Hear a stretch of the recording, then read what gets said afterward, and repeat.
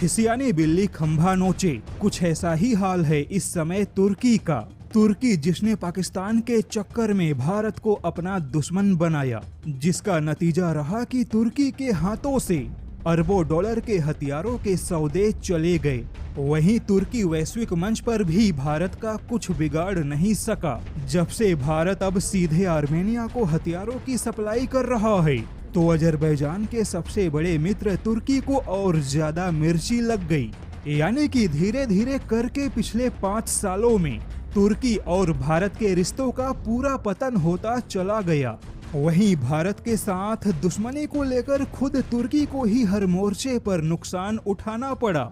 ऐसे में जब तुर्की कुछ नहीं कर सका, तो अब तुर्की ने गुपचुप तरीके से भारत पर हथियारों से जुड़े प्रतिबंध लगा दिए। हालांकि तुर्की ने सीधे सीधे प्रतिबंधों का ऐलान नहीं किया है, लेकिन काम प्रतिबंधों जैसा ही कर रहा है, क्योंकि तुर्की अपने रक्षा कंपनियों को भारत को हथियार बेचने की मंजूरी नहीं दे रहा है।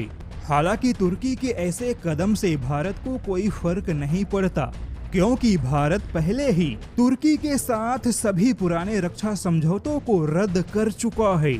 और कुछ दिन पहले ही भारत ने अपने जहाज निर्माण परियोजनाओं से तुर्की के सभी कंपनियों को बाहर का रास्ता दिखा दिया। यानी कि अब भारत के सभी बड़े हथियारों की परियोजनाओं से तुर्की के किसी भी रक्षा कंपनियों का कोई योगदान नहीं होगा। और जब खुद भारत ने ही तुर्की के कंपनियों के योगदान को खत्म कर दिया, तो अब ऐसे में तुर्की अगर भारत में हथियारों के बिक्री से जुड़े पाबंदियां लगाता भी है, तो इससे भारत को कोई फर्क नहीं पड़ेगा।